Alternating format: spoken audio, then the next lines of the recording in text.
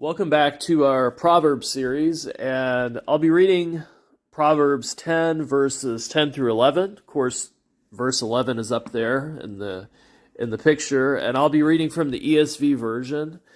And if you want to get kind of a different perspective on these verses, always check out other translations, because after all, these are translations, so they all give kind of a different, slightly different wording, slightly different means of translating perspective.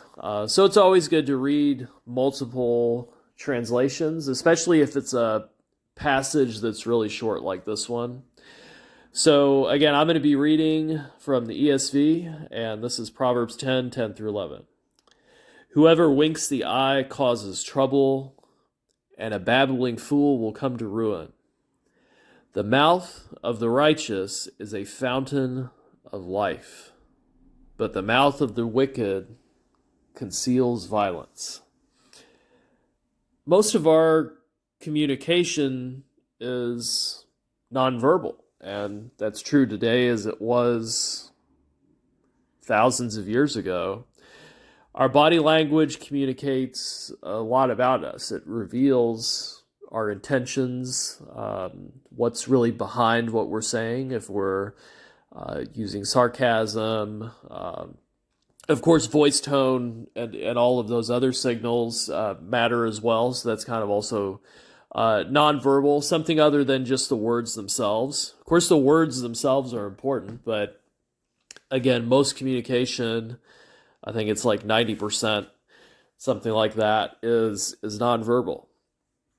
Even if somebody's lying, their body language usually betrays them. I guess ironically, it's very difficult to lie with your body language and all of those other signals. And again, that's why like lie detectors, polygraph kind of things work. Usually. And I say usually because, there are those individuals out there who we should be aware of, and especially if we are one of them, hopefully not, but there are people out there who can disguise their intentions and can be very effective in tricking people that way. So again, these are general rules, like a lot of Proverbs. These are general rules. It's not like if you do this, it's always going to work out this way. But it's good to be aware of body language. And unfortunately we've communicate, and I don't mean unfortunately, technology is a great thing, but we've really lost the ability, most people have lost the ability to really read body language like people used to. Back in those days, talking about context, face-to-face was really the primary interaction. Very few could read or write. People, of course, were writing each other messages, but face-to-face was pretty much the only way people communicated. So most people were masters by today's standards of really understanding people in interactions, non-verbally, as well as the words they were saying. They didn't have the internet to fact check if somebody was telling the truth or not. So they really had to judge by the person's character and the feeling they got from them, the energy they got from them in the conversation. And we've, not using a muscle very often, we've kind of have underdeveloped those muscles of being able to read somebody's body language. Now, it's interesting because we actually subconsciously still, it's kind of hardwired into us. A lot of body language is universal. Now, there are certain gestures and things that are different for different parts of the world. Like a thumbs up means one thing in one country, in another country it could be offensive. But really, a lot of these are universal and really ingrained in us, probably from the days from when we didn't have written or verbal language. So anyway, even though we're not able to read others as well, we still send out these signals. And it puts us at a great advantage to just practically, and Proverbs is a very practical book, a great advantage to read, to be able to read somebody and read their body language and understand, not again, not in a deceptive way, but to understand what they're really saying and what their intent is. I like the quote, seek first to understand, then to be understood. I probably didn't say it correctly, but something like that. But if we really want people to understand us, we really need to understand where they're coming from and what their real intentions are. So again, technology is great, but with each passing generation, we rely more and more on it. And even with video conferencing, it's difficult to pick up on these little signals. A lot of these are micro expressions, and it's just different from being there in person. And the COVID era, of course, has accelerated this. We wear coverings on our faces when we interact with people. I mean, that's not really the main cause here, but the main cause is just everything's kind of moved digitally. And again, we're losing more and more of just the ability to read what other people are saying to us, not with their words, but again with their body language.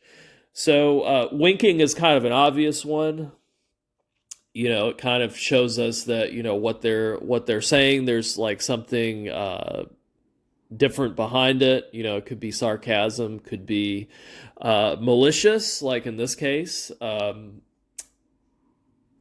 But we need to be aware of these things, these red flags, I'd call it, and that's why that's in the title. These red flags that we can avoid, if we see this in somebody, but also an awareness of ourselves and the signals we're putting out. So the wisdom of Proverbs, of course, applies to all areas of our lives, our relationships, our interactions, and it's a very practical book, and there are, of course, spiritual truths behind each of these proverbs, even ones like this that seem, very just practical and straightforward. Understanding the other person is very important, and it's something we tend to focus on what we're going to say next in a conversation. But really, if somebody has great social skills and they're really in tune, they are going to really be able to feel out the situation and what the person's intentions are. So as mentioned in Proverbs chapter 10, verse 9, just the last verse, those who take crooked paths, their ways will be found out. And that's also true here. Our body language reveals who we are. Instead of worrying about all of this, it's not meant to make us paranoid. It's just meant to make us aware. And really the call here is to be aware. And praying for wisdom and discernment is something we can do on a spiritual level, especially in our relationships and our interactions. That, again, prayer is very powerful.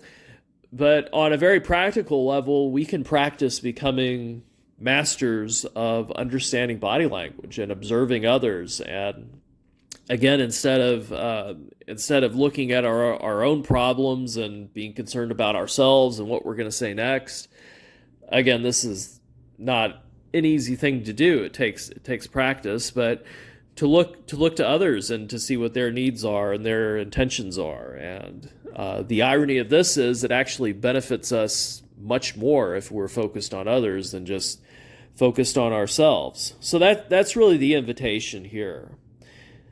The invitation here is to seek to understand and to let our words and our body language communicate life. And that really is the way of wisdom. And again, the way of wisdom applies to all areas of our life.